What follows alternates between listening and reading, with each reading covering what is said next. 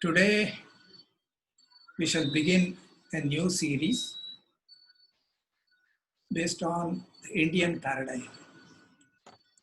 The Indian paradigm is based on the Vedas. Therefore, I call it Vedanta Darshana or Vedic paradigm. We have been discussing the Semitic paradigm for the last 12 sessions. We will continue with spiritual paradigm maybe for another 5 or 6 sessions. And after that, we'll take up mechanistic paradigm. These three paradigms are the dominant paradigms in the world today.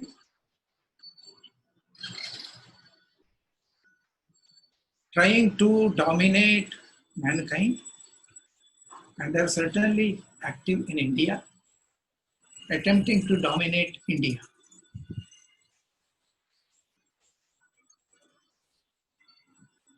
Under the spiritual paradigm, which I call as the Indian paradigm, we will discuss 3 topics today. So one is on the Veda, the purpose of Veda, the objective of Veda as it sees. The Vedic period, that is a history component of that, when was the Vedas written, and then the spiritual paradigm proper.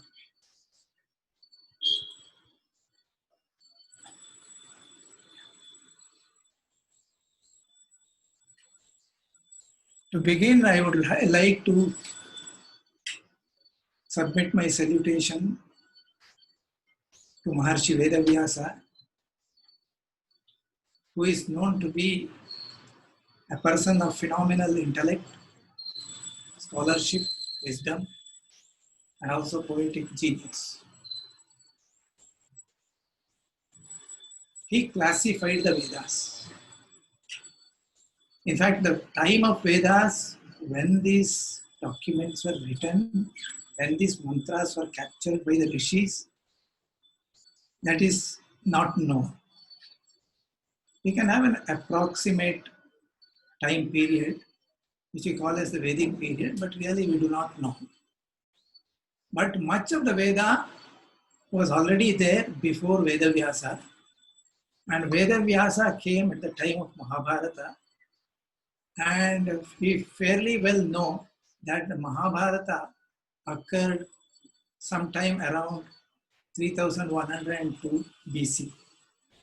This 3102 is the beginning of Kali Yuga, we say.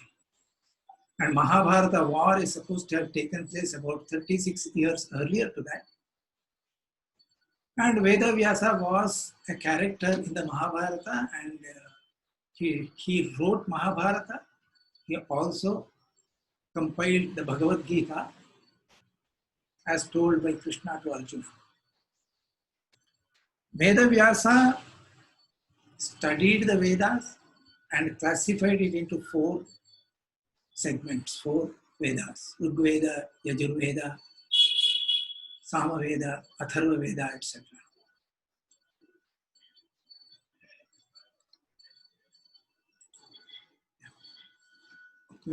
Vedavyasa also has written what are known as the Brahma Sutras. These Brahma Sutras are the Darshana Shastra based on the Jnanakanda of the Vedas. Jnanakanda is nothing but the Upanishads. Therefore, we prostrate before Vedavyasa before beginning our study on Vedanta. What is the purpose of Veda? We will go to the historicity a little later, but let us look at the purpose of the Veda as defined by the Veda itself. It is said it is Vidanti Chatura Purusharthan Tat Prakti Upayan Cha Anena Iti Veda. It is the Veda which defines the 4-fold Purusharthas, the 4-fold values, which is the basis of our culture. So Vidanti Chatura Purusharthan Tat Prapti Upayan, how to achieve them. That is called the Veda. That is said to be the purpose of the Veda. In fact, Krishna says that, in the Bhagavad Gita says that, Vedaischa sarve rahameva vedyu. The purpose of Veda is to find me, he says.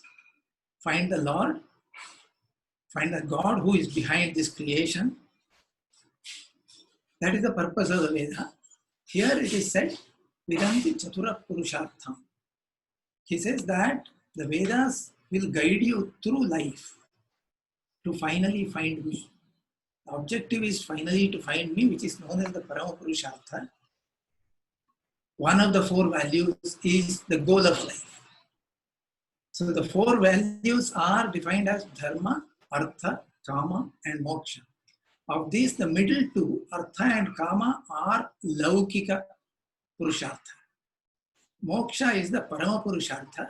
Dharma is the Purushartha which balances between Artha, Kama, and Moksha. That is one definition of the Veda. Another definition of the Veda is that it's called Shruti.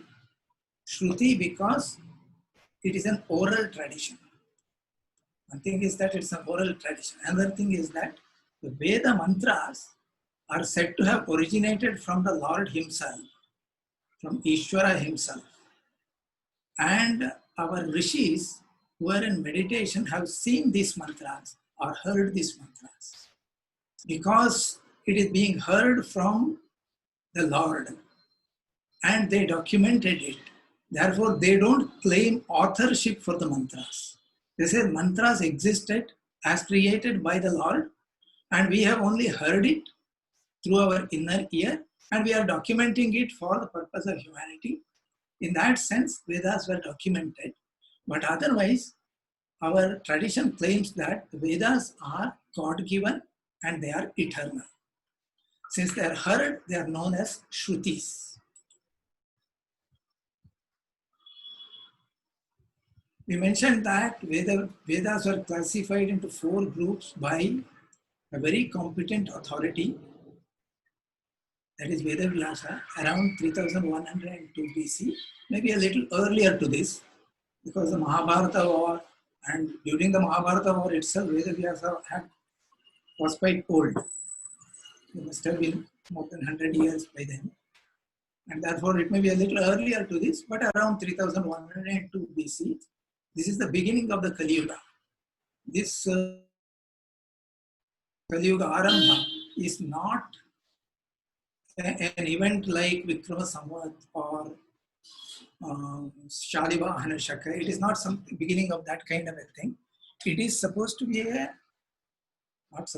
is an astronomical event that all the planets of the solar system are in a straight line during this period, during this moment, that is 3102 BC, February 17, 18, midnight, around 2 a.m., in between 17th and 18th. That is supposed to be an astronomical event that is said to be the beginning of Kali Yuga. In that sense, we say that 3102 BC is the beginning of Kali Yuga. Obviously, Vedas were written earlier to that. We approximately date it as between 3000 to 8000 BC. It is not clear who wrote it, when they wrote it, and on what basis the time can be fixed. But there are some astronomical references in the Vedas because of which people put this time 3000 to 8000 BC. Since it was classified into the four Vedas, we should not assign them as a chronological order. The mantras of all the four Vedas, they don't occur in a chronological sequence. They were not captured in a chronological sequence. They were classified by Vyasa. And therefore, whatever we write as Rigveda is not necessarily earlier to Yajurveda. There may be mantras in both of them which are older than the other Vedas, or mutually the order is not chronological. That's what I mean. And the Vedas are called our Shastras. It is not only a Veda, but also Vedas are the primary scriptures. The four Vedas are the primary scriptures. But then there are other components which are called secondary scriptures. They are quite large in number and they are categorized into 9 categories, 9 types. The 4 Vedas, which are primary. Then there are Vedangas. There are 6 of them. They are called Vedanga. They are called Shiksha, Kalpa, Vyakarana, Chandas, Nirukta, and Jyotish. Shiksha is phonetics. Kalpa is ritual. Vyakarana is grammar. Chandas is meter. Nirukta is lexicon, that is dictionary, which is required to understand the Vedic literature. And then Jyotishya. These are called Vedangas. Then there are called Upavedas. That is Rigveda. Each of these Vedas have an Upaveda. For example, Rigveda has Ayurveda as the Upaveda. It is attached to Rigveda. Yajurveda has Dhanurveda as a and dance and even drama. They are called Gandharva Veda. That is Upaveda. Atharva Veda has Sthapatya Veda. That is architecture, sculpture, and that kind of things. They are called Upavedas. Then there are other scriptures called Nigama or Tantra. There are 3 types of scriptures here. One is known as Shakta, Shaiva, and Vaishnava. There are 3 types there. Then comes the Smritis. Smritis are written by people who are learned, who are rishis. They are code books to be followed by the society. But they are time dependent. At different intervals of our history, different Smritis were active. It is said that there are something like 24 Smritis. Some people even say more than 24 Smritis were there. But some of the more famous ones are these: Manusmriti, Yajnavalkya Smriti, Devala Smriti, and Apastamba Smriti, etc. They are code books. They are not all-time documents, whereas Veda is an all-time document. It's a Sarvakalika Satya. It is supposed to capture an eternal truth, eternal wisdom. Whereas Smritis are code books for the conduct of the society, the rule. Then there are Puranas. Puranas are said to be 18. Some names are Vishnu Purana, Shiva Purana, Padma Purana, Bhagavata Purana, Markandeya Purana, etc. But totally 18 of them. Then there are 2 epics, Ramayana and Mahabharata, which are known as Itihasa. Itihasa means, in ordinary translation, Itihasa would mean history. But these books have a historical core, but they are also poetry. But the Indian style of writing Itihasa was captured in the Mahabharata and Ramayana, where they have to also educate people. The public have to be educated through this poetry, which have a core content of history. Then there are Kavyas. Kavyas are not historical, like Kalidasa, Magha, Bharavi. These are people, poets who have written Kavya.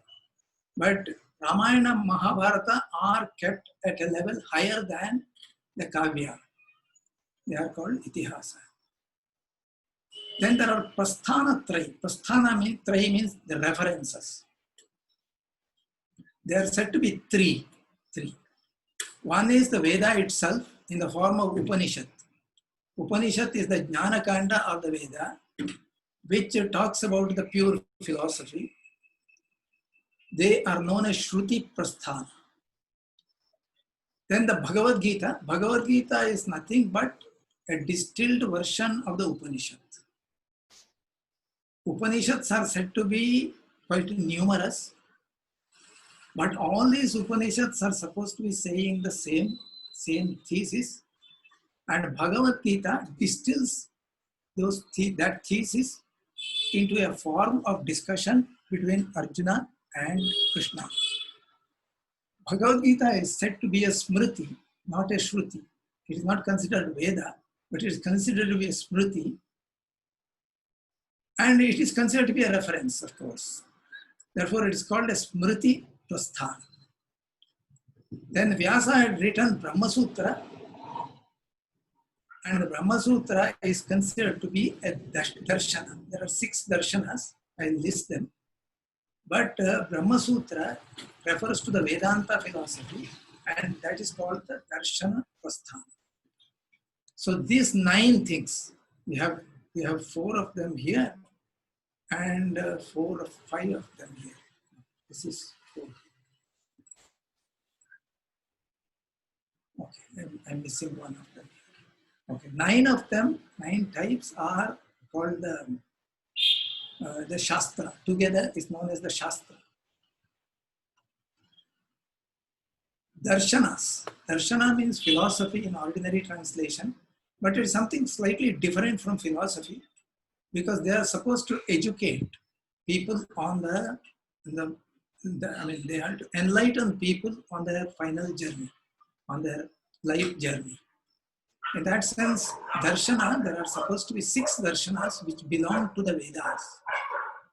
They are known as Astika Darshana. When I say belong to the Veda, here there is a qualification here. It is not, these darshanas are based on the assumption that Vedas are the supreme authority. In fact, they are known as Astika Darshanas. As against this, there are Nastika Darshanas who do not recognize the Veda as the supreme authority. It is not that they are against the Vedas. For example, Buddha was not against the Vedas. He had differences with the Veda, but it was not totally against, it was not a revolt. But he did not consider the Veda as the supreme authority. In that sense, it is called Nastika Darshana. In our tradition, Indian tradition, these Astika and Nastika are defined based on the Vedas, not on the God. So among the Astika Darshana, Sankhya, which is attributed to Kapila Muni, Yoga, which is Patanjali Yoga Shastra, Nyaya, attributed to Gautama, Vaisheshika, it is attributed to Kanada, Mimamsa to Jaimini. It is also known as Purva Mimamsa. Vedanta, also known as Uttara Mimamsa, is referred to Vyasa. It is called Badarayana or Veda Vyasa or Krishna Dvaipayana. All these names are used for Vyasa. So Vedanta is Badarayana's contribution. That is the Brahma Sutra. And among the Nastika Darshana, there is a Bauddha Darshana. But Bauddha Darshana later split into 4 groups, 4 lineages. One is known as Sautrantika, Vaibhashika, Yogachara, and Madhyamika. Then there was Hinayana and Mahayana groups, and the philosophies were divided into 4 categories. Some of them adopted a lot of Tantra among them. But what is common to them is that they are all Nastika Darshanas. Jaina is a very ancient Darshana. I think Jaina Tirthankara Vrishabhadeva was at the time of Mahabharata. So it's quite an ancient Darshana. That also I don't think was a revolt against the Vedas, but did not accept the supremacy of the Vedas. It didn't accept it as an authority. The Vedas are not accepted as authority. Then there are 2 others. One is known as Charvaka Darshana, another is known as Ajivika Darshana. This Charvaka Darshana is a revolt against the Vedas. It is quite clear and distinct, and it is opposed to the Vedas. Ajivika Darshana is another such stream which is not very prominent. Maybe it was prominent at some time. So the tradition says that Veda is eternal. It contains eternal wisdom. Whether we perceive it or not, it is always there as a knowledge base. But sometimes it may wax, sometimes it may wane, but it is Anadi Kala Pravutro Veda. This is the traditional belief. And Krishna refers to the Vedas as saying, I have told this knowledge, I have given this knowledge to Vivaswan. Vivaswan is, our translation of Vivaswan is Surya. But Vivaswan is also the name of Vaivaswata Manvantara, the originator of Vaivaswata Manvantara. So Krishna says, Imam Vivaswate Yogam, Poktavam Aham Abhyayam. I had told this yoga before to Vivaswan. So beginning of the Manvantara. Manvantara is a very, very long period. So it is not 10,000, 12,000 years, but it runs into millions of years. If you calculate, Surya Siddhanta has documented what is a Manvantara. So this is supposed to be, we have this Shweta Varaha Kalpe, Vaivaswata Manvantare, Kali Yuge, Pradhamapade, etc. This kind of mantras we do it during the Sandhya Vandan. So in the Shweta Varaha Kalpa, it is Vaivaswata Manvantara, which is supposed to be 28th Manvantara. In which, in the Dvitiya Prahara Ardhe, in the second Prahara. So, sorry, Dvitiya Prahara. Prahara means a time interval. During the second Prahara, the present time is defined as a Kali Yuga. And in the Kali Yuga, we have completed some 5,000 years. That's the kind of sankalpa we do. But Krishna says, I have given this yoga at the beginning of the Kalpa, Vaivaswata Manvantara, beginning of the Vaivaswata Manvantara. In that sense, Veda is believed to be containing eternal wisdom. Now, Vedas are broadly divided into two sections. One is known as the Karma Kanda, and other is known as the Jnana Kanda. The Karma Kanda is again divided into three sections. One is called Mantra, which is also known as Chandas, that usually contains the hymns to gods, Indra, Varuna, Vayu, etc. These kind of gods. The hymns are contained together, it is called Chandas. Veda shlokas are called mantra. It is mantra irrespective of whether it is poetry or prose. In Bhagavad Gita, we say it is shloka, but in the Veda, the term used is mantra. It may be a Gadya mantra, it can be a Padya mantra. Yeah, but the first part of the Karma Kanda is called mantra or Chandas. The second part refers to the rituals, which is called Brahmana, and the rituals are Shrauta Karma or Smarta Karma. Smarta means actually belonging to the Smritis. Shrauta belonging to Shrutis and Smarta belonging to Shrutis. But this is Karma Kanda actually. In that, the rituals are defined by the Brahmana. The third one is Aranyaka, which deals with the meditation. When a person retires from Grahastya, that he goes to Vanaprastha, he takes advantage of the Aranyakas. It is supposed to be used in Aranya. So they are known as Aranyakas for the purpose of Upasana of various deities. All these three together known as the Karma Kanda. The fourth one is called the Upanishad, also known as the Jnana Kanda. It contains the pure philosophy of Vedanta. It is said that there were some 1118 Upanishads in the ancient times. See, these Upanishads are said to be Vedanta, Vedanta in the sense the end part of the Vedanta. But they occur anywhere in the middle also. It can happen in the end, it can happen in the middle. But they are generally discussions between the Guru and the Shishyas. And different Vedas have different number of Upanishads. It is not just one or two. It is, see, Rigveda had 10. This is what is available now. In the ancient times, it is said to be 1118 Upanishads.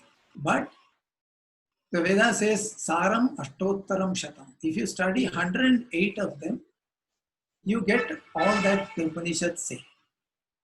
In fact, all the Upanishads say the same thing. In the sense, the thesis is the same. Thesis is the same. They will talk about different aspects of those theses. If 108 become too much, you can study 10 Upanishads. They are known as primary Upanishads.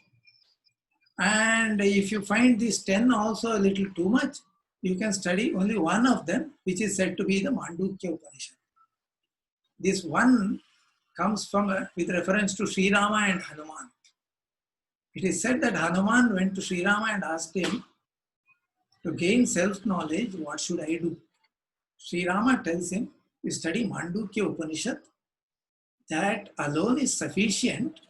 But if it is not sufficient, you can read 108 other Upanishads. This Mandukya Upanishad is one of the shortest Upanishads. Various Upanishads have different lengths. So Mandukya is the shortest. It has only 12 shlokas, and therefore it is not easy to understand that. One of the major commentators of Mandukya Upanishad was Gaudapada Acharya. Acharya Gaudapada was the guru of Shankaracharya's guru. Shankaracharya's guru was Govindapada. Govindapada's guru was Gaudapada. So Gaudapada Acharya has written what is known as Karika. Karika is commentary to Mandukya Upanishad. It runs into more than 150 mantras. It is called Mandukya Karika. So the Mandukya Upanishad is always read along with the Karika, his commentaries. Otherwise, Mandukya Upanishad contains only 12 shlokas. With the Karika, it's about 4 chapters, more than 150 mantras. Now, the various Upanishads, I'm talking about some 108 Upanishads here. So, out of these 108 major Upanishads, Rigveda contains 10 of them. Yajurveda contains 32 plus 19, totally 51 Upanishad. Because Yajurveda is further classified as Krishna Yajurveda and Shukla Yajurveda. Samaveda contains 16 and Atharva Veda contains 31. Now, if you study the Upanishads, you can just make out by looking at the Shanti Patha of the various Upanishads, whether it belongs to Rigveda or Yajurveda or Samaveda, etc. Because the Shanti Pathas are common to those Upanishads belonging to a particular Veda. It is Veda specific in that sense. Totally 108 major Upanishads are there. Out of them, 10 Upanishads are written in this bracket. From the Rigveda, Aitareya Upanishad is considered to be one among the 10. Katha and Taittiriya from Krishna Yajurveda. Ishavasya Brihadaranyaka from Shukla Yajurveda. Kena and Chandogya from Sama Veda, and Prashna, Mundaka and Mandukya are from the Atharva Veda. Why these 10 are considered primary Upanishads? Because when Vedavyasa wrote the Brahma Sutras, he used the reference of the Upanishads. And he used the reference of 10 major Upanishads. They are these. I've already listed in the previous page. Isha, Kena, Katha, Prashna, Mundaka, Mandukya, Taittiriya. Aitareyam cha, Chandogyam, Bhadaranyam evacha. These 10 Upanishads. And then later, when Shankaracharya wrote commentary to the Brahma Sutra, he thought it necessary to write commentary to these Upanishads. So he too chose the very same Upanishads, 10 of them, and wrote his commentaries on them, so that his commentary on Brahma Sutra can be readily appreciated. Shankaracharya has also written commentaries on Bhagavad Gita. So in that sense, he has written commentaries to all the 3 Prasthana references. Prasthana Trayi, we say. Shankaracharya makes an observation that he chose 10 Upanishads only to write the commentary, or he chose 10 Upanishads to show that all the 10 Upanishads mean the same thing. His comment is that Gati Samanya Nyaya Darshanartham. Therefore, I wrote commentaries to these very 10 Upanishads, which are picked by Vedavyasa. Now, the Vedanta philosophy deals with the 5 things, because any darshana should deal with these very 5 things only. One of them is Jiva, the individual being. See, this Jiva is different from the Atman in the Vedanta philosophy. Jiva is the ego. It's centered around the ego of the individual. The identity, we normally say Ahankar. Ahankar is I sense. Each one of us feel that I, when I say I, we have certain reference within ourselves. And that I sense is called the ego. It is not translated as arrogance right away.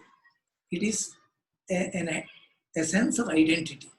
That is called Jiva. Jagat is nothing but the world around us, the creation. Then Ishvara, the Lord behind the creation. Bandha, bandha is karma bandhana. The entanglements, the karmic residue, the entanglement, that is this thing, karma bandhana. And moksha, moksha is liberation from the karma bandhana. So these are the 5 things of the subject of Vedanta philosophy, certainly. Only a materialist philosophy will not deal with these things, it will deal with something else. But if it is a Vedic philosophy, it is supposed to deal with these 5 things. But when you deal with Vedanta philosophy, or in general the Vedas, whatever they say, one has to be very cautious, because many times the statements are very pithy. Pithy means it has a lot of content, all combined into one. And you need to open that and then interpret it. The concept is difficult. Since it is difficult, the Vedanta uses several devices to communicate what it intends to say. Even so, it is not very simple. One of the devices it uses paradoxes. You suddenly find that Krishna is saying something here, or the Rishi is saying something here, but a little later he seems to be contradicting that. But many times it is intentional. In Bhagavad Gita, you often see this. Krishna says, Maya tatamidam sarvam jagadavyaktamurti. Mastani sarvabhutani nachaham teshvavasthita. This is one statement, one shloka. He says, Mastani sarvabhutani nachaham teshvavasthita. And in the very next statement, the next shloka, he says, Nachamastani bhutani. Then he says, Pashyame yoga maishvara. See my yoga. See my Ishvara Sambandhi yoga. So Pashyame yoga maishvara. So it is if you put the 2 lines together, you see that they are contradicting each other. But it is a device used in Vedanta to clarify certain things. It is as if I have 2 fingers here which are distinct. But then if you go down below, it combines into a single palm. So the statement is actually nudging the reader to go down below and find out what is the commonality there, what is the meaning of the paradox. So it often uses these paradox. And another point of caution is that it uses a lexicon, a dictionary, a set of words which are having technical meanings. By technical meaning, you have defined meaning. It is well-defined meaning, but then each word can have several well-defined meanings. For example, the word Atma. Atma is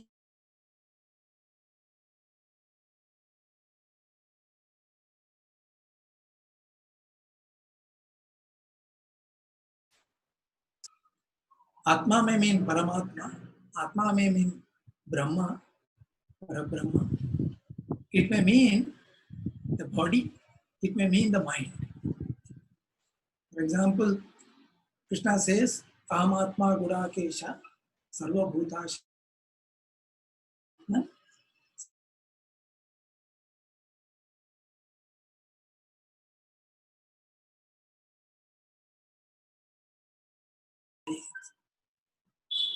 He's not using it in the same sense as he has used elsewhere.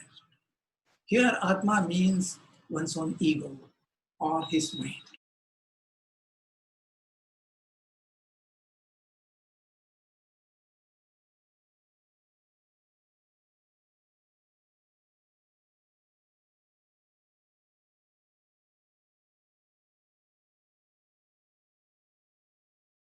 Take the help of a commentator.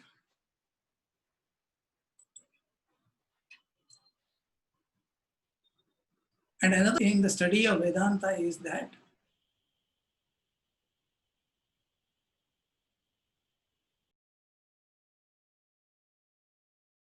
at the end of Bhagavad Gita, Vimrishya.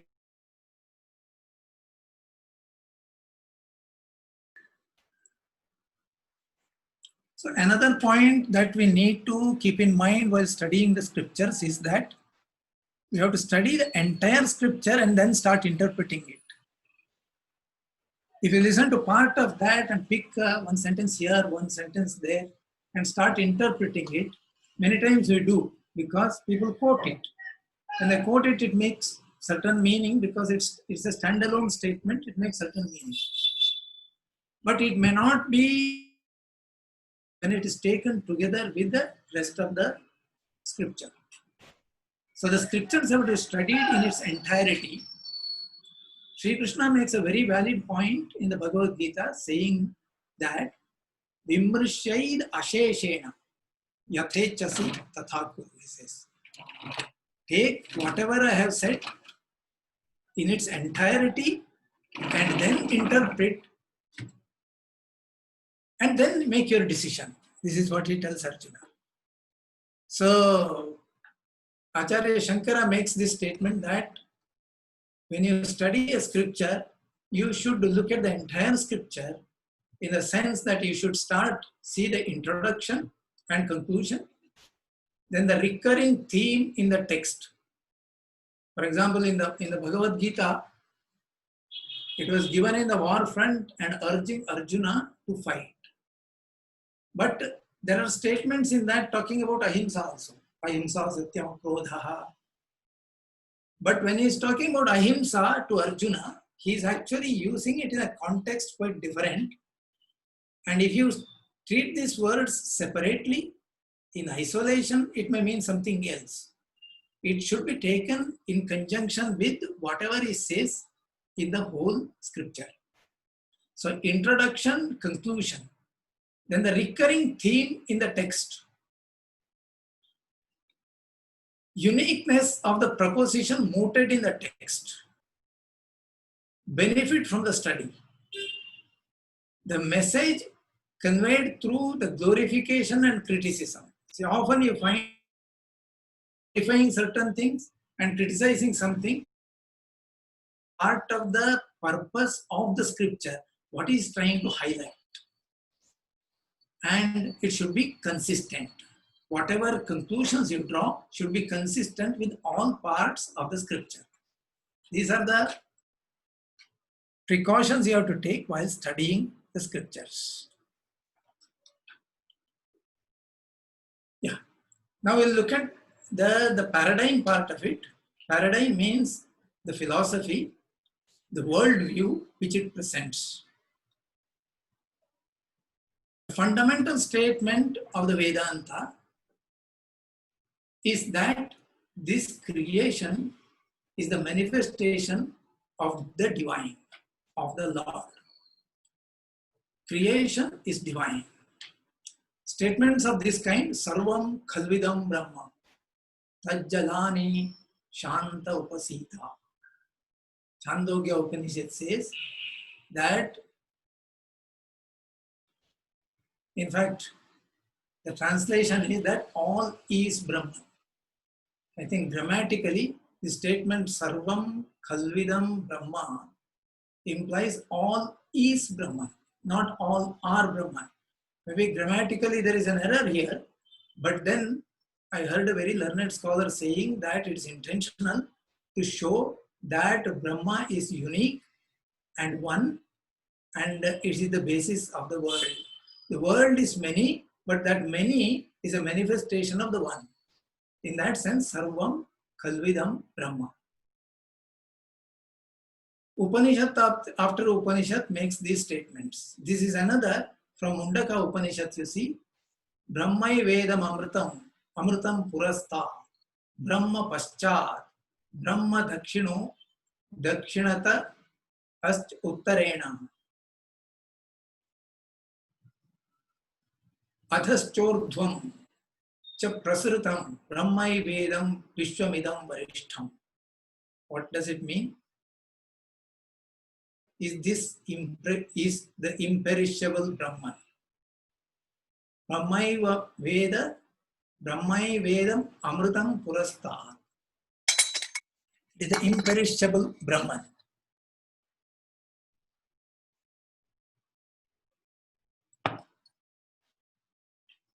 And what is in front of you is Brahman. What is behind you is Brahman. What is to your right is Brahman. What is to your left is Brahman. What is below and what is above are Brahman.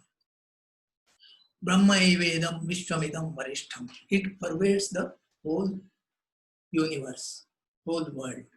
This I consider as the fundamental statement of Vedanta. In fact, all Upanishads say this sometime or the other. I have just quoted several of these statements just to impress you, because the statement comes again and again across the Upanishads, and it also comes again and again across the Bhagavad Gita. I can show you at least some 10 statements across Bhagavad Gita saying the same thing. See this, Ishavasyamidam sarvam yat kincha jagatyam jagat.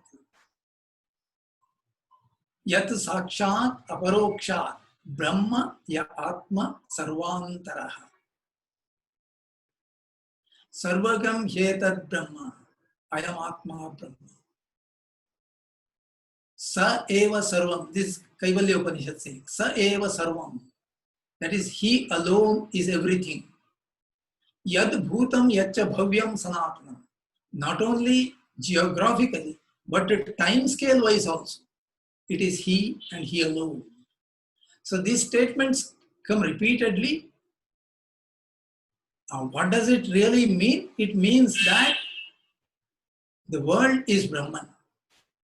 When you say world is Brahman, Vedanta describes that for any product, there are two causes. If I hold that this is a product, then it should have two causes. One is called the Nimitta Karana, another is called the Upadana Karana. Nimitta Karana is the intelligence. You need intelligence to generate that. That is called Nimitta Karana. Upadana Karana means the material that is used for generating that or creating this. So a product requires two causes. In the case of this world, both the Nimitta Karana and the Upadana Karana, both are the Lord Himself, Brahman. So Vishwasya Nimitta Upadana Karanam Brahma Iti. That is the fundamental statement of the Vedanta. Compare this to the Semitic paradigm. In the Semitic paradigm, look at this item number 7. This is quotation from the Genesis, the Old Testament. Old Testament has several books. I think that it has something like 24 books. One of them is Genesis, where it is described how God created the world. He created the world in 6 days and rested on the 7th day, it says. Then look at this item 7. The Lord God formed a man from the dust of the ground and breathed into his nostrils the breath of life. And the man became a living being. According to Semitic paradigm, neither the creation nor the human being is divine. All the living beings and the creation are not divine. In fact, in Christianity, there was a lot of discussion or revisiting of this thought in the 2nd and 3rd centuries. Somebody wrote something connected with the Karma Siddhanta and said there is a rebirth based on the karma. But Christianity debated on this for about 2-3 centuries and then finally decided that it is not so. They rejected that theory. And they also concurrently concluded that Jesus is divine, but the rest of the creation is not divine. The human beings are not divine. This is a fundamental difference between the Vedanta and the Semitic religion. And if you say it is a fundamental difference, in the paradigm itself, it is a difference, and therefore value, the goal of life and the values derived from this paradigm will be different.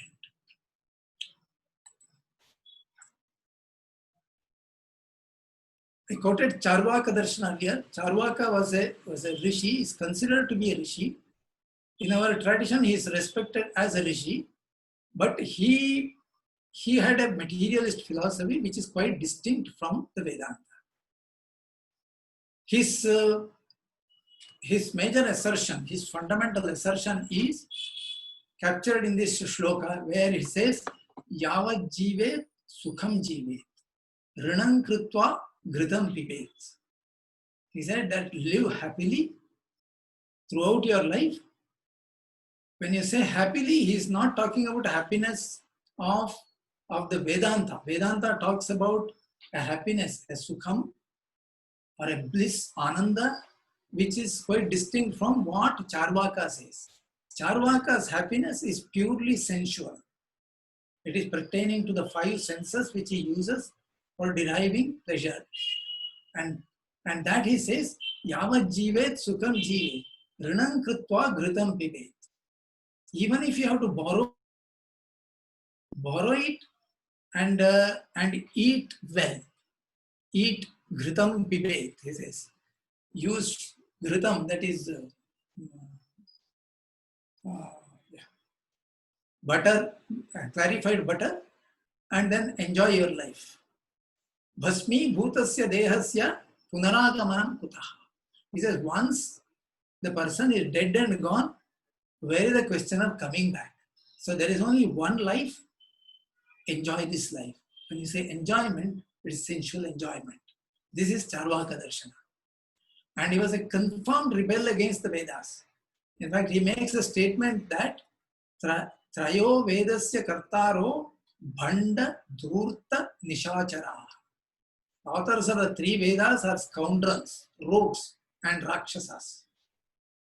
There cannot be a harsher condemnation of the Veda, but Charvaka does it. His approach is different. He says that whatever is perceptible to the senses, that alone I will believe. Vedanta says quite the opposite. Vedanta says whatever is perceptible, yes, but there is something which is not perceptible to the senses, and we need to go after that and realize that. That's what Vedanta says. But Charvaka says whatever is perceptible. Vedanta says there are 5 fundamental elements: Prithvi, Jala, Agni, Vayu, and Akasha. But Charvaka says there are only 4. Because the 5th one, Akasha, is too subtle. We can't grasp that. Therefore, it is not present. He says, energy comes, see, he gives an example. He says, you take a betel leaf, put some calcium on that, and add areca nut pieces and put it in your mouth and chew it. Then it gives you a red color to your lips and tongue. He says this red color was not there in the original betel leaves. Now it has come.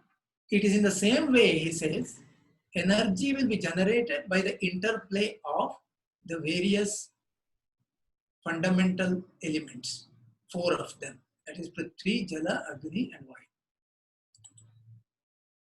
And this is quite ancient. Charvaka Siddhanta is quite ancient. And you had quite a few supporters to that. One is known as Jabali, another is Brahaspati, etc. Jabali was a contemporary of Sri Rama. He comes as a character in Ramayana. In fact, Jabali is one of the 8 ministers of Dasharatha. When Rama goes to the forest and Bharata follows him after a month to Chitrakuta and requests Rama to come back, Sri Rama refuses.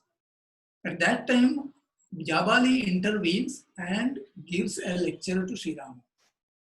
And in that lecture, he says whatever we call as the Charvaka Siddhanta. He says, I pity those who for the sake of dharma abstain from sensual enjoyments. He is chiding Sri Rama that you are giving up a kingdom which is given to you on a platter and going to the forest with matted locks.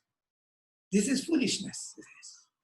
I pity those who for the sake of dharma abstain from sensual enjoyments, for they undergo suffering in this life and will meet with destruction upon death. There is nothing beyond that. These people say the 8th day after death is devoted for propitiating the spirits of ancestors.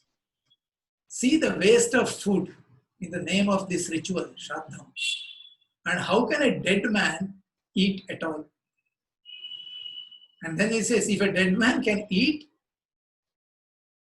through a representative, when you perform Shraddha, we invite a Purohit, 2 of them or 4 of them, and make them sit and feed them food.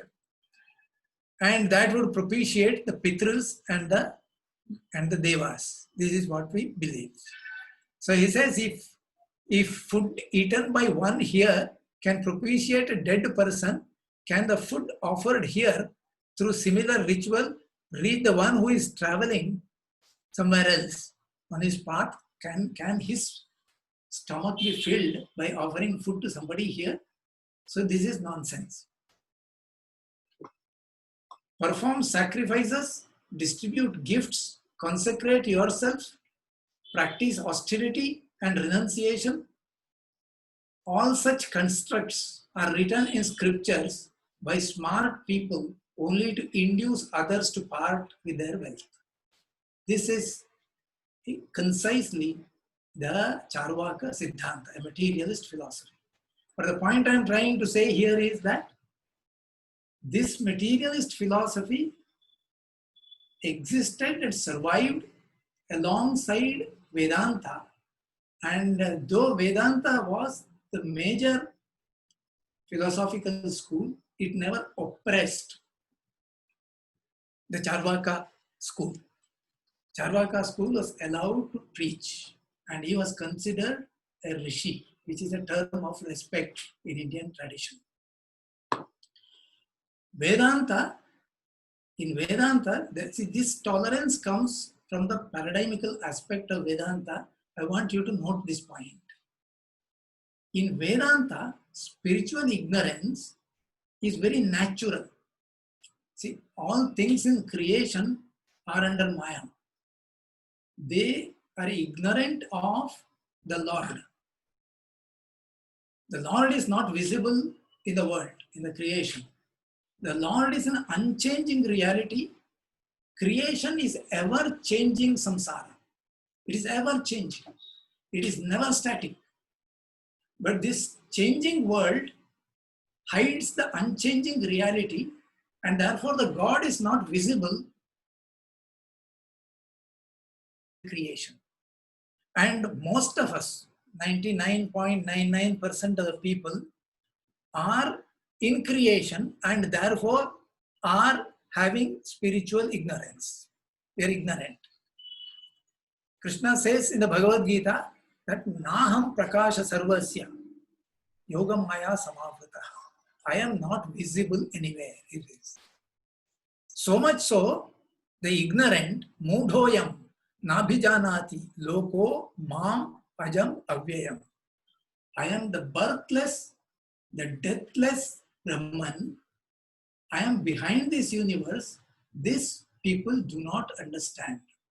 He calls them Mudhoyam. Mudha is not a derogatory word in Vedanta. Mudha means ignorant. That's all. It's a statement of fact. So Mudhoyam Nabhijanati Loko Mam Ajam Avyayam. Because Naham Prakasha Sarvasya. I am not visible anywhere. This not being visible anywhere is God's intention. He says that Mama Maya Duratya, this Maya is such that it cannot be easily conquered. It cannot be crossed easily. He says, Daivi Hesha, it is my will. It has come from me. Daivi Hesha, Gunamayi, it is Trigunatmika. Sattva, Raja, Tama combination is the way Maya plays around. Trigunatmika it is. Mama Maya Duratyaya, he says. It cannot be easily crossed. Therefore, ignorance is very natural to all beings in creation. When you say it is natural, then how is the creation functions? Creation functions because of the law. And the law is known as the law of karma. And it says, Prakriti will take care of that. That is, Maya will take care of that under my tutelage. My tutelage. Mayadhyakshena Prakriti Suyate Sacharacharam. Under my governorship, she handles this whole universe. He says, I reproduce them, I make them take birth again and again under the law of Prakriti. And the rebirth is controlled by the karma. And he says the purpose of life is to see this reality which is behind the changing world. Samam sarveshu bhuteshu tishtantam parameshwara. God is present equally in all beings, but is not visible. Vinashyatsu avinashyantam. Something that is changing. Vinashyatsu means something that is changing. To see the unchanging reality behind the changing world, he sees indeed. If you see them, then you are really seeing. And that is said to be the purpose of life in Vedanta. And that purpose is defined as the ultimate goal of life, not of one life, but of repeat because of karma and rebirth cycle.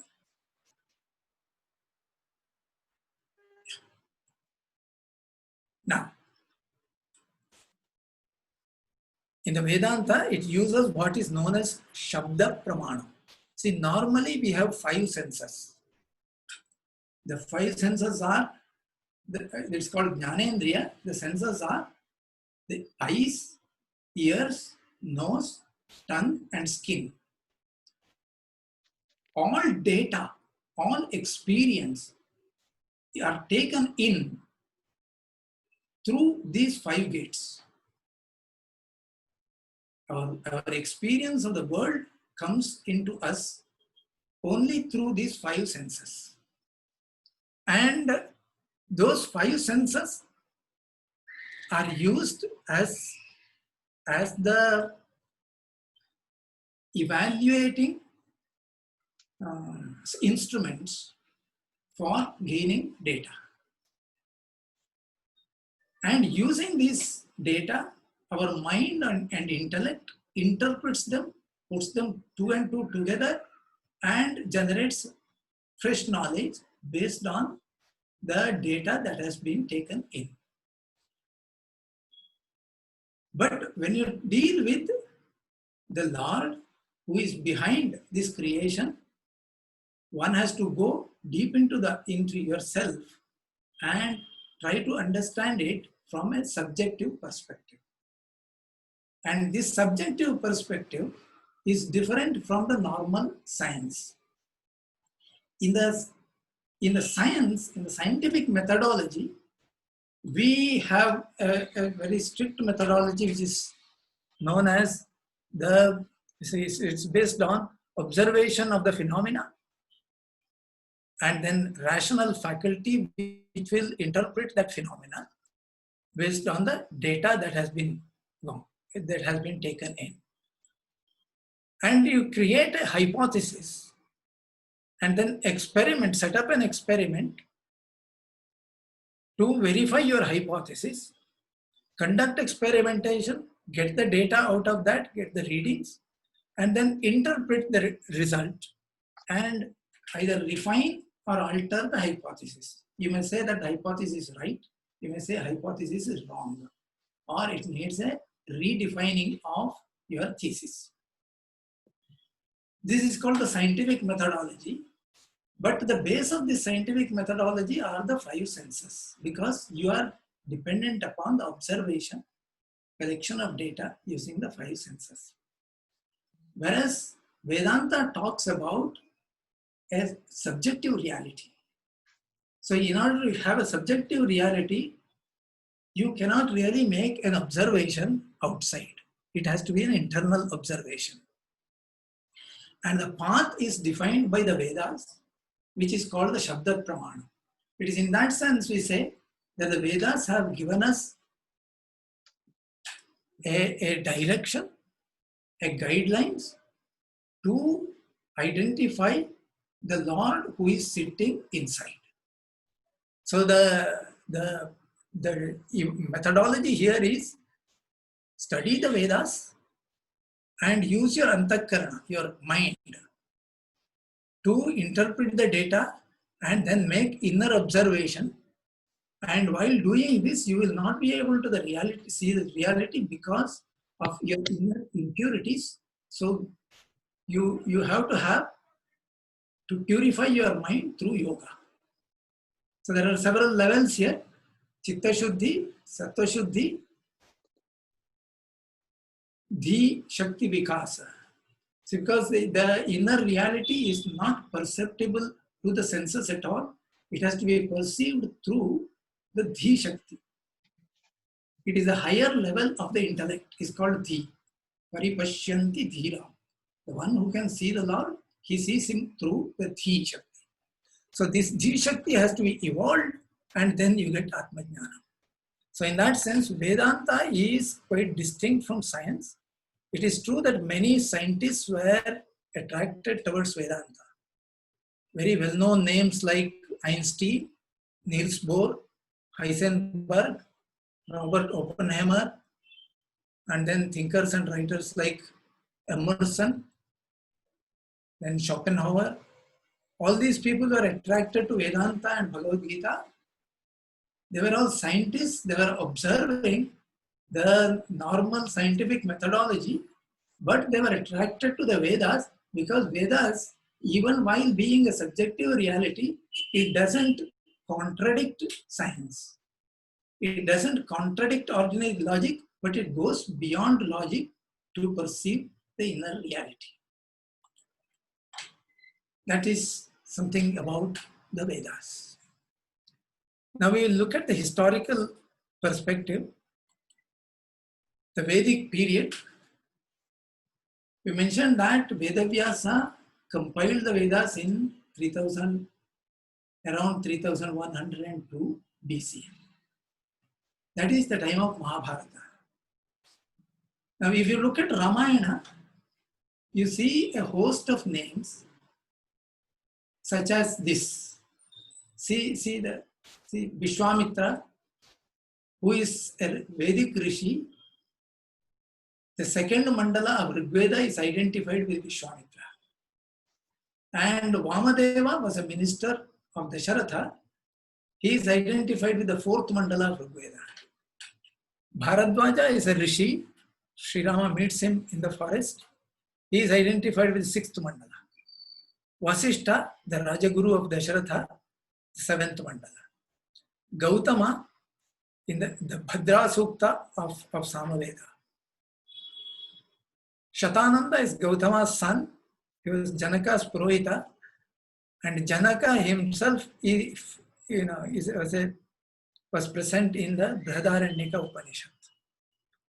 Agastya, the composer of Aditya Hridaya and Lalita Sahasranama. Ashwapati is identified as a character in the Chandogya Upanishad of Samaveda. All these names occur in Ramayana, and Ramayana is written by Valmiki during the lifetime of Sri Rama. That's what he claims. He's a contemporary of Sri Rama himself. And all these players occur in Ramayana. They are also contemporary of Sri Rama. So these are all Vedic rishis, and therefore we can reasonably conclude that during this period of Ramayana, the Vedas were composed at that time. It is not that only during Sri Rama's period Vedas were composed, but many of the rishis mentioned belong to Ramayana, and therefore Vedas were actively composed during the time of Ramayana. So if we can identify the time of Ramayana, then we can also identify reasonably the period of the Vedas. And Ramayana gives the birth chart of Sri Rama. In fact, there are 10 different dates which Valmiki lists in the Ramayana. The dates are not listed in terms of the era, but it is listed in terms of the astronomical occurrence in the sky. Valmiki was a very good astrologer. He often related the happenings on the ground to the happenings on the sky. One of them is this, which says about Sri Rama's birth. So this birth chart of Sri Rama, Valmiki writes, after the completion of the ritual, 6 seasons passed by. By 6 seasons, he means 6 rutus. That is 12 months.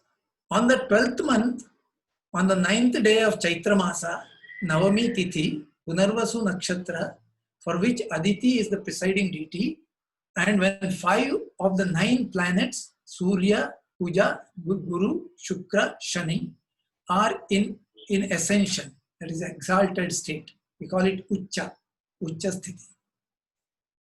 In their respective houses, that is Mesha, Makara, Karkata, Meena, Tula.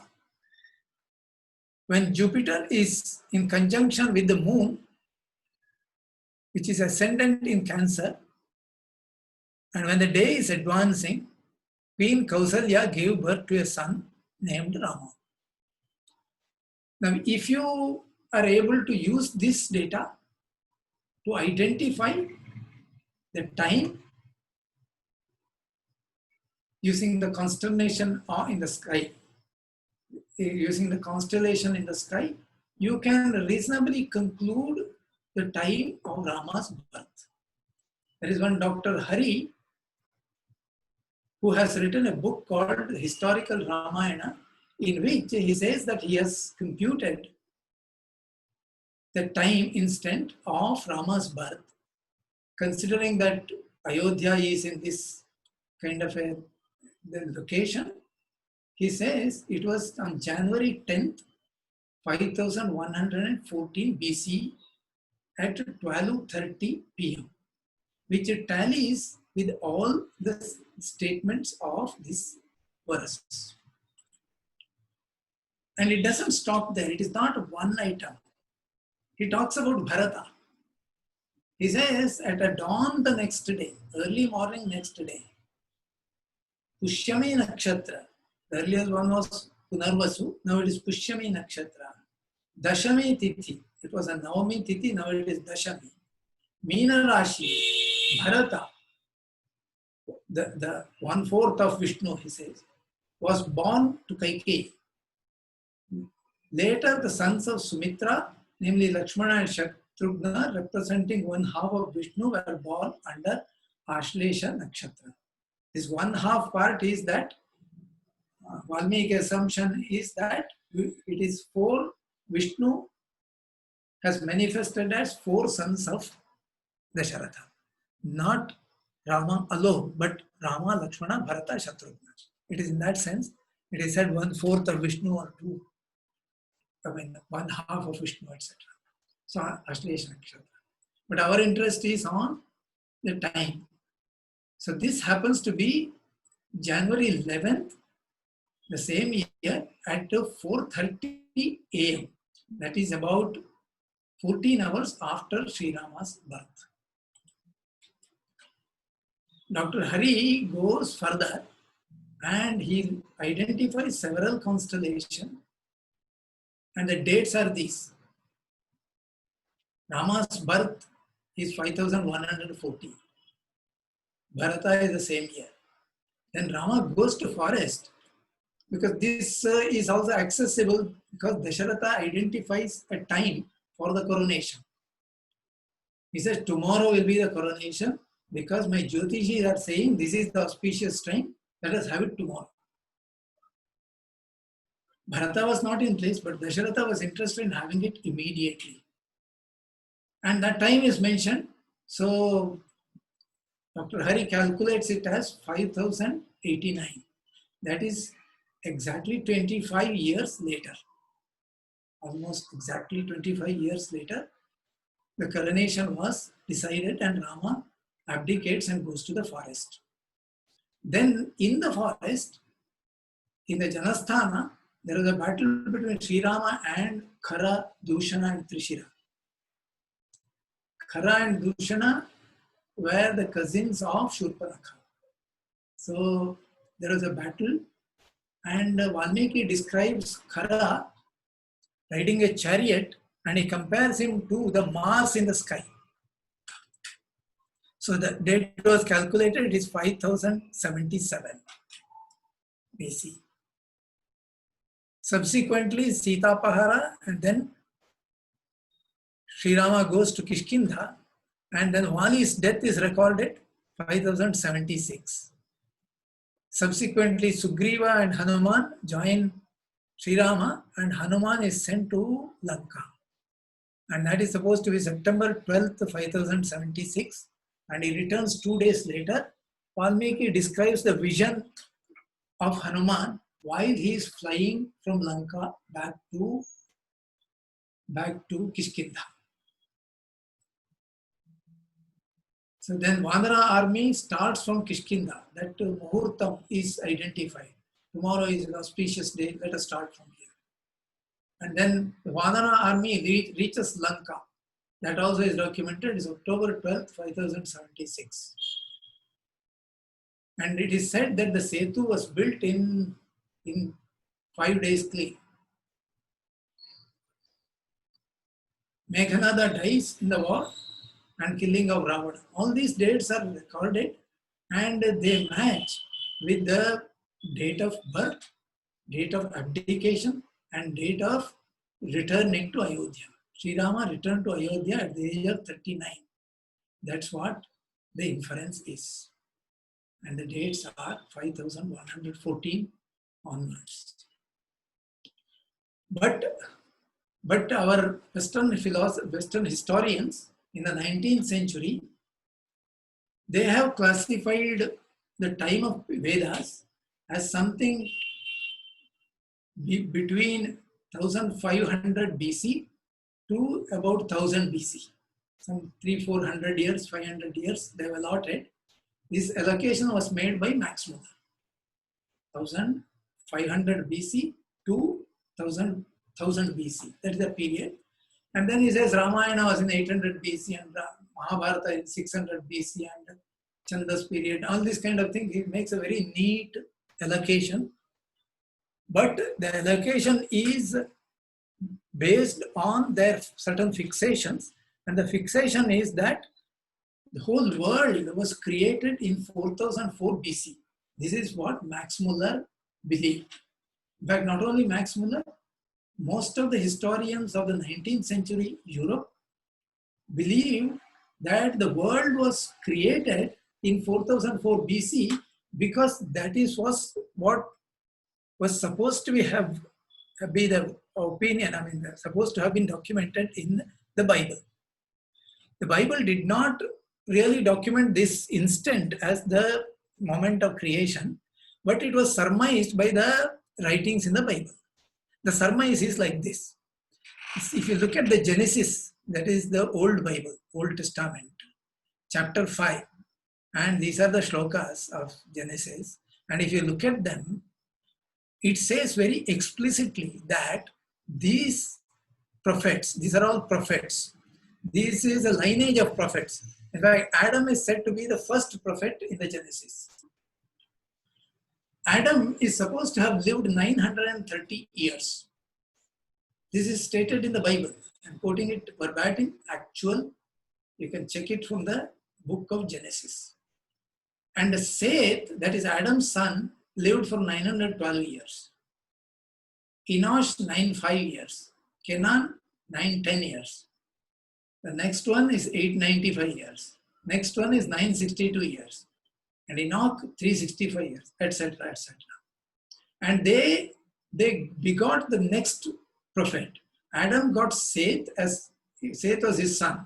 And the son was born when Adam was 130 years old. He begets a son at the age of 130.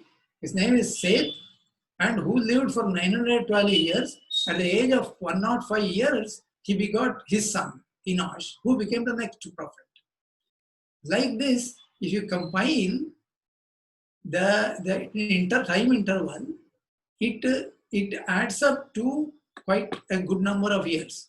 You see, it is the 10 generations up to Noah, Adam to Noah. Noah is the 10th prophet. During Noah's time, there was a deluge, there was a pralaya. And Noah was 500 years old when he begot his 3 sons. But Noah was 600 years old when the time of flood. And this flood lasted a few years. I think it lasted 40 days. And then Noah was asked by God, because Noah was very loyal to God, God asked him to make an ark,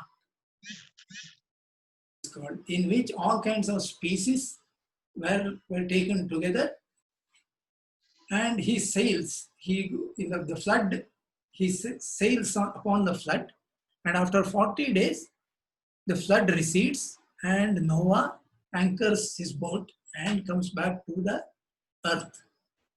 And then his people, his lineage will begin from then on. So the biblical scholars of the 19th century calculated that from the beginning of the earth, it took 1656 years for the flood, because the 10 prophets were present during that time, and their lifetime and their date of birth compiled together gives you 1656 years. And based on this calculation, they said the earth was created in 4004 BC, because the date of the deluge can be made out as 2448 BC. In the year 1650, the Archbishop James Ussher of Armagh, a noted biblical scholar, declared that the earth was created in 4000 BC. Notice that when it was declared, it was in 1650. It was not a statement from the Bible, but it's a surmise based on the biblical genealogy. 1650, he says that the earth was created by God in 4004 BC. And this birth certificate was added as a marginal note to the book of Genesis in the authorized version of the Bible, where it remained until Victorian times and survives today in some publications.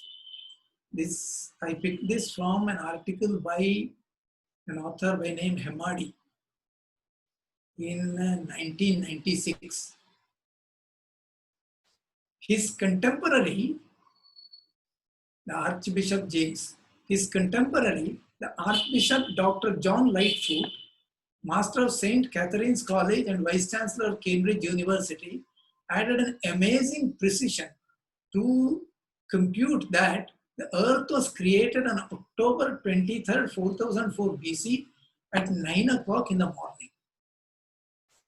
Even the most sophisticated present day methods to date the past can never hope to be that precise. But this identification of 4004 BC was stuck in the minds of several Indologists during the 19th century. Max Muller, who propounded the Aryan invasion theory, was one of them. Goldstucker, an author, explicitly noted that Max Muller's Vedic chronology was concocted so that it can be shown to have come after the biblical flood.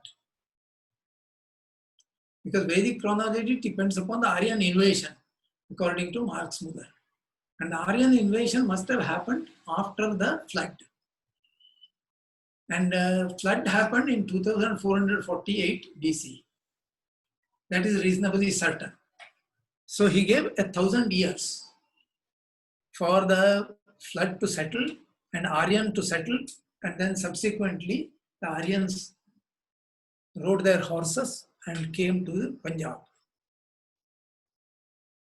Okay. In fact, as late as 1875, Max Muller himself wrote to the Duke of Argyll, who was the Secretary of State at that time.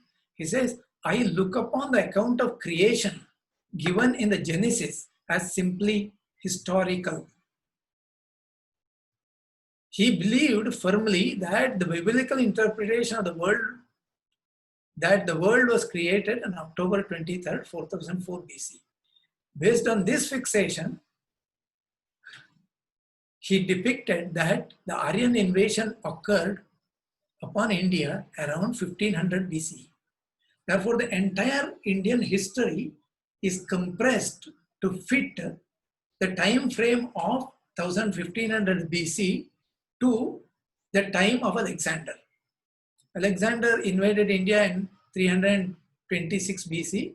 So all your Vedas, your Ramayana, your Mahabharata, your Buddha, all these things are compressed and fitted into this time frame.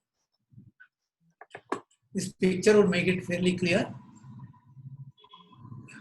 Alexander invasion is considered to be a sheet anchor of Indian history because Alexander's contemporaries documented certain things about India, not too much, but some 2-3 names they have documented. They have said something like Sandrakotas. This name Sandrakotas is interpreted as being Chandragupta. Then Zandrme, we don't know what it means. Some 2-3 such names were identified, and they said Chandragupta Maurya must have been the contemporary of Alexander. Based on that, they said Indian history, the sheet anchor is this assumption that Chandragupta was a king during the invasion of Alexander, which was known as 326 BC. Alexander's invasion is known. Chandragupta's presence is interpolated. And the rest of Indian history, starting from the Vedas, have to be compressed between 1500 BC and the 326 BC. So they did it. So So Max Muller says that the Chandas part of the Veda was composed between 1200 to 1000 BC. Mantra 1000 to 800 BC. Brahmana 800 to 600 BC. Sutra 600 to 400 BC. Anybody with some sense of history would object to this kind of a symmetry being imposed without any solid arguments, any solid logic. But he did it, and our history books start teaching these things. So 1500 BC is the arrival of the Aryans, they said. 2448 BC is the Grand Flood. And 4004 BC was the creation of the world, because it is extrapolated from the fact that date of the flood to 1556 years. Actually, there is an error. It should have been 1656 years. It should have dated a little earlier, but that is a minor point. But this is the basis of the historiography of India. According to our own perception, our own internal arguments, 3102 BC was the beginning of Kali Yuga. Buddha's period is based on the internal documents, 1781 BC. That was the date of his birth. Chandragupta Maurya and others would be somewhere in between. We do not know exactly what was the time period. Ashoka's can be reasonably understood because 272 to 232 BC, based on his inscriptions, stone inscriptions. Ashoka has mounted many stone inscriptions. Based on that, one can reasonably conclude that. Okay, so Mahabharata is earlier to 3000, the beginning of Kali Yuga, and Ramayana is still earlier. Maybe this is the time period. Maybe. The Vedic period is contemporary to Ramayana, so we reasonably surmise that it could be anything between 3000 BC to 8000 BC. So that is the historical perspective. Now let us look at the paradigm. Vedanta believes, or the postulates, that life is a search. In fact, all of us are searching. Everyone wants to be happy. Everyone wants security, peace, happiness. This we do in our daily life. We go after, in search of these things. We need security, peace, and happiness. What Vedanta says is that these impulses, seeking security, seeking peace, seeking happiness, is actually a spiritual quest. It is a shadow of a spiritual quest. The nature of the spirit is Satchidananda, they say. Sat means existence, Chit means consciousness, and Ananda means bliss. It is Satchidananda. And this Satchidananda is reflecting as a seeking security, peace, and happiness. And therefore, every individual is in search. That's a beautiful analogy given in the Upanishad. It is named as the analogy of two birds. It is said the tree of life. Tree of life is compared with life, and there are two birds in the tree. One is sitting idle on the top, aware of everything that is happening. It is watchful, but it is not doing anything. The other bird is searching. This is supposed to be an analogy for Sakshi on one hand and Ahankar on the other hand. Each individual has an Ahankar. Ahankar means the I sense, which is ignorant of its reality. The reality is that of Sakshi. It said Atma. Atma is Sakshi. Sakshi is sitting idle but watchful. Nothing escapes its attention. It is quiet. Two birds of beautiful plumage look alike, united in close friendship, reside upon the same tree, the tree of life. One of them keeps eating the fruits of the tree, sweet and sour, but the other simply looks on without eating, witnessing the whole process without intervening in any way. That is called the Sakshi. So Vedanta identity says that Atma is common to all beings, but Atma is Sakshi, he is watchful, nothing escapes his attention, but the ego is searching. In the same tree, the individual, that is the ego, is drowned in grief because dissatisfied. The search is always not very satisfactory in life. If you look back and see, we find that we have always been searching, but we're not happy. I remember there was an emperor by name Abdul Rahman, was the Ottoman emperor who ruled for about 50 years as an emperor, 942 to 992. At the fag end of his life, he looks back and says, if I count in the last 50 years, I can count the number of days I was happy. If I can count that, he says, I counted 14 days. In 50 years, just 14 days. Now, Leo Tolstoy commented on that and said, I am not that lucky. That is, usually when you turn back, you find that you have never been satisfied. You have been always on a quest. Vedanta says this is a spiritual quest. You are actually seeking Ananda. You are actually speaking Satchidananda. And you have been going around the world looking for that happiness. But you meet with disillusion. And then as this bird moves around upon the tree, dissatisfied, so it changes its branch. It jumps from one to the other. Tastes one fruit, not happy with that, and tastes another fruit.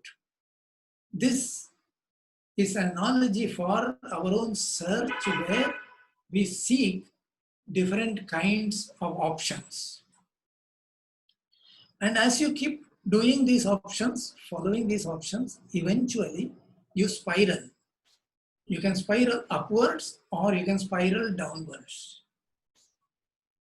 Vedanta says you should make an attempt to spiral upwards. And if you spiral upwards, keep moving from branch to branch, spiral upwards, eventually you come near the top, and then you look at the other bird, which is sitting quietly, and you look at him and he is already looking at you. The two meet and then they get unified. He says the Purusha or the Ahankara here, because of delusion and frustration, when he beholds the other bird, the adorable one, perched above, unaffected by worldly sorrow, it realizes its own glory and gets freed from sorrow. It merges with the Sakshi and identifies himself with the Sakshi. This is the quest of life as per the Upanishad. And this life, Vedanta says that there are four Purushartha. Two of them are Laukika Purushartha, Artha and Kama. Kama means desire. Any kind of desire for enjoyment is Kama. Suppose you say, I want to build a house, that is Kama. Any desire. And Artha means the means for achieving or fulfilling that desire. That is called Artha. So these two are considered to be the Laukika Purushartha. And they are bona fide. In fact, Vedanta says, yes, these are valid aspirations of an individual. You can seek them, please seek them. In fact, in Gita, Krishna says, Jitva Shatrun Bhungshva Rajyam Sambuddham. Conquer the enemy and enjoy the kingdom. So it is a valid thing to seek acquisition.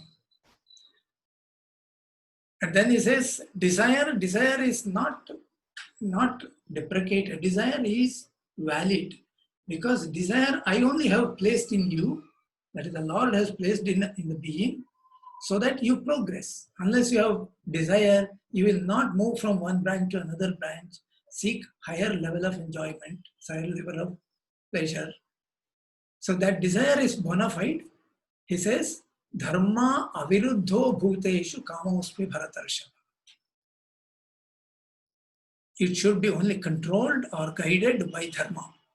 So that is the third Purushartha, dharma, which seeks to balance artha and kama along with the Parama Purushartha, which is said to be the final goal of life. So Karmakanda, much of the Veda is Karmakanda. About 95% of the Veda deals with the Karmakanda.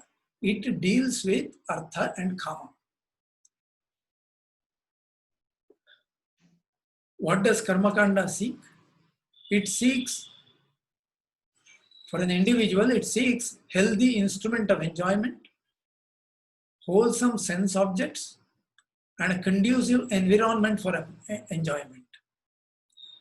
It is called Sakshama Upadhi Prapti.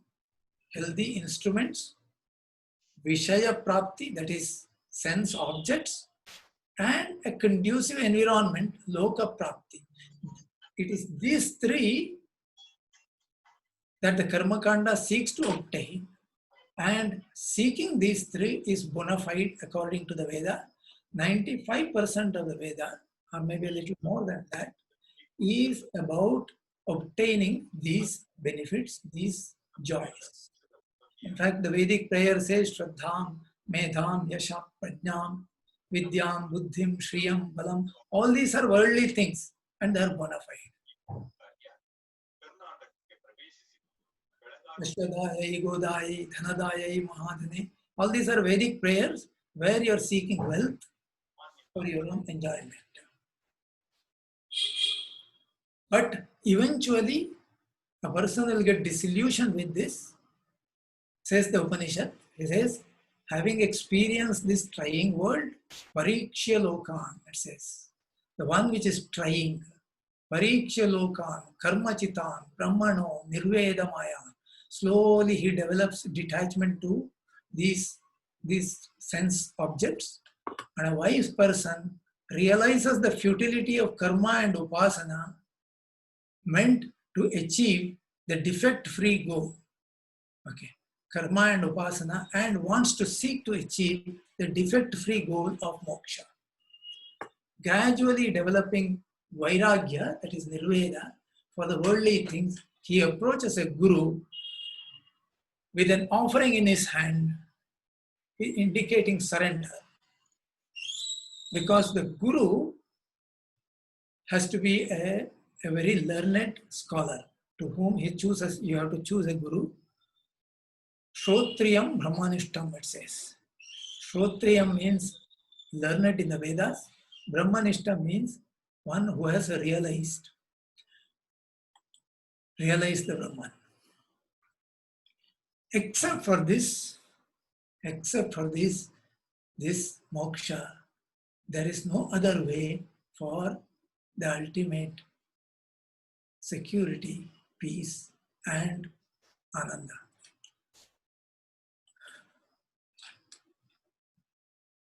So Vedanta defines this final goal, which it calls as the Parama Purushartha, as the goal of life, the goal to be achieved over many lifetimes, yes, but it is the final goal, it is the supreme goal. I have listed several statements here from the Upanishad, which talks about this final goal. So this is the second statement of the Vedanta, very fundamental statement of Vedanta. The first one is that the creation is divine. Second one is that the goal of life is to realize that divine. That is called moksha. Dharma is the one which helps you to find your way. The lower bird is seeking artha and kama as well as moksha, and it is moving from branch to branch. At that time, it will be spiraling, but then the spiraling should not be downwards.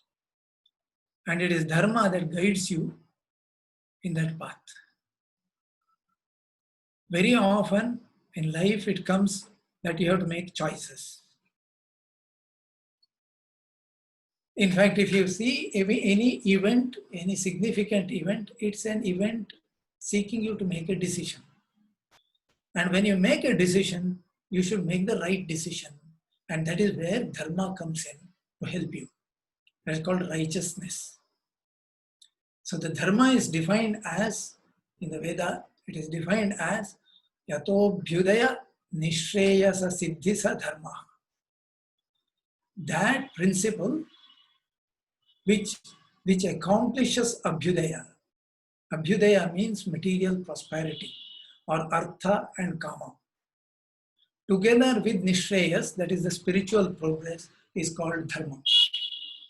Dharma is not custom, it's an abstract principle. Since each individual is different and each context is different from the other, it cannot define what option you should take. It only says the general principle using which you have to make a decision. You have to accomplish abhyudaya as well as nishreyas. It is in that sense, using these guidelines, you have to make decisions. In the event of a conflict, one should choose nishreyas against abhyudaya. That's all it says. Yato abhyudaya nishreyasa siddhisa dharma. And to this statement of Vaisheshika Sutra, Sri Krishna adds one more sentence. So during the Mahabharata war, after the Gita Upadesha, during the Karna Parva, Krishna tells Arjuna again, Arjuna, you didn't capture what I said, and I'll tell you what dharma is. Idam dharma rahasyancha tava vakshami pandava. And then he goes on to an oration of something like 28 shlokas. And then he says at the end, Dharanat dharma ityahu dharmo dharayati prajam. Here I tell you the intricacies of dharma. Dharma is that which sustains people of the society. So this is the definition of dharma, which tries to balance abhyudaya and nishreyas. The one when it seeks abhyudaya, you have to go the righteous way so that it doesn't obstruct your path to moksha. So the spiritual paradigm, I have put down a summary of this as I see it. There are 6 points I have listed here. The creation is the manifestation of the divine. Vishwasya nimitta upadana karanam brahma iti. The second statement would be the supreme goal of life is to realize Brahman. That is the Parama Purushartha, the fourth Purushartha, which is the goal of life. The third one is that the spiritual ignorance is natural to all beings in creation. Because creation itself is Maya, so all beings are under Maya, and therefore the spiritual ignorance is natural. And you overcome this ignorance over lifetimes. Life after life, you move in a path towards your final goal, But in that sense, each individual is in a different state of development. Vedanta understands this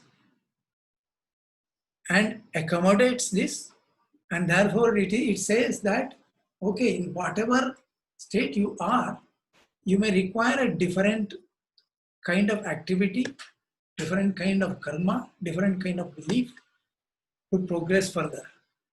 The yogic state will be different for different people.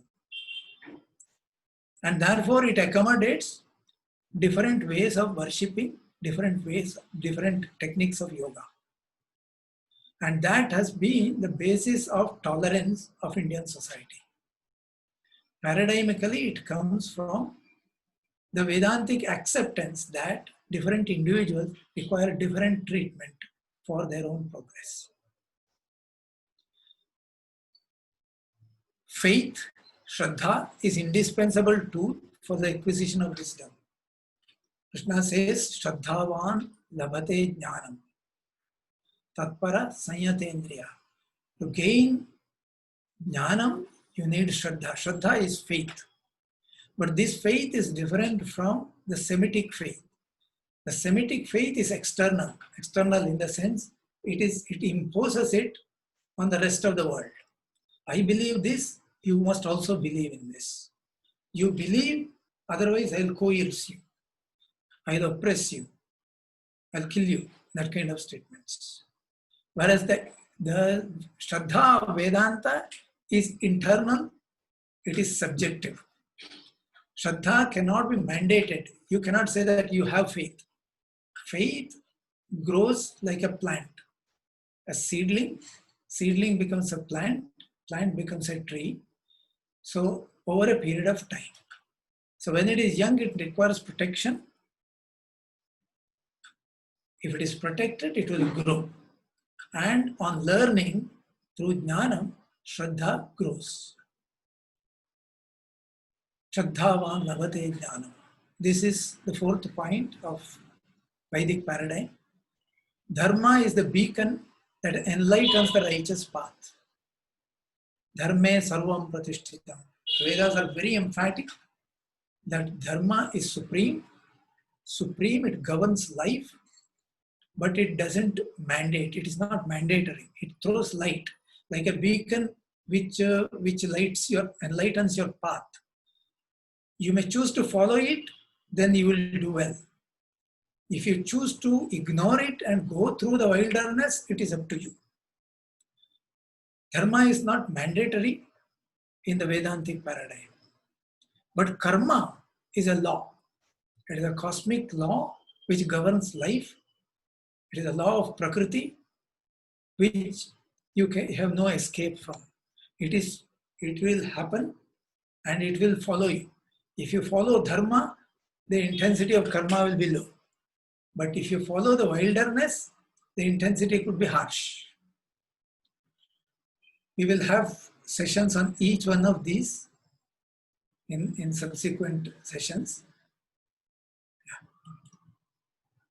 And lastly, this is a quotation from the Yajurveda. This was brought to the fore by Swami Vivekananda. Because the Vedas, for a very long time, have been the property of a certain section of our society. It was not open to the whole society. It is Swami Vivekananda who brought this up and said, there is an internal evidence that the Vedas have to be shared with all mankind. All mankind. So it says, from the Yajurveda, he quotes and says, this is what the quotation of Yajurveda.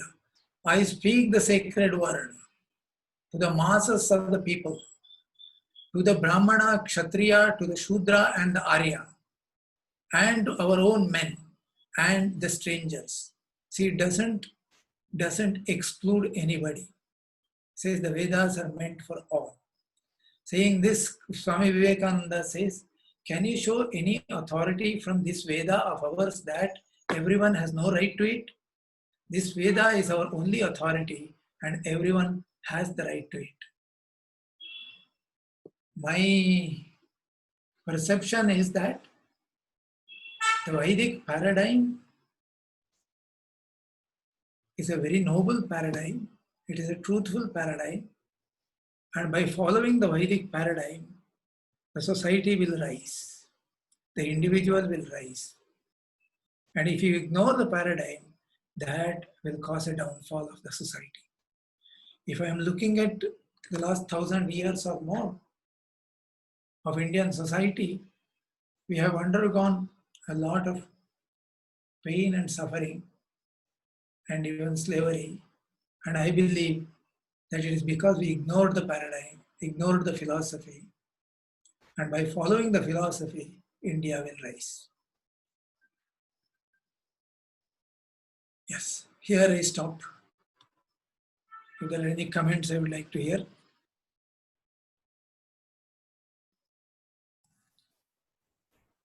Dhanyavad, sir. So anybody having questions, please use raise hand option.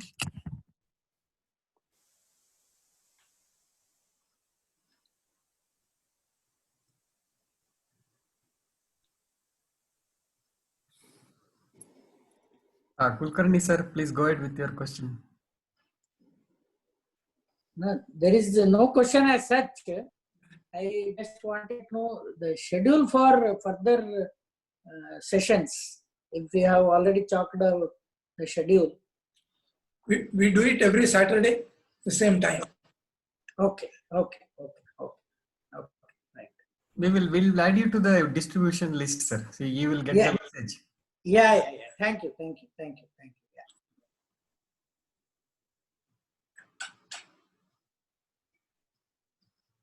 Any other comments?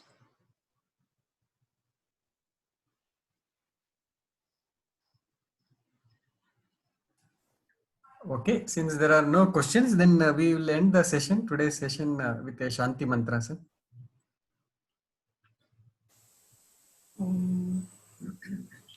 Om Bhavantu Sukhinah Sarve Santu Niramaya Sarve Bhadrani Pashyantu Ma Kaschit Dukha Bhag Bhave Om Shanti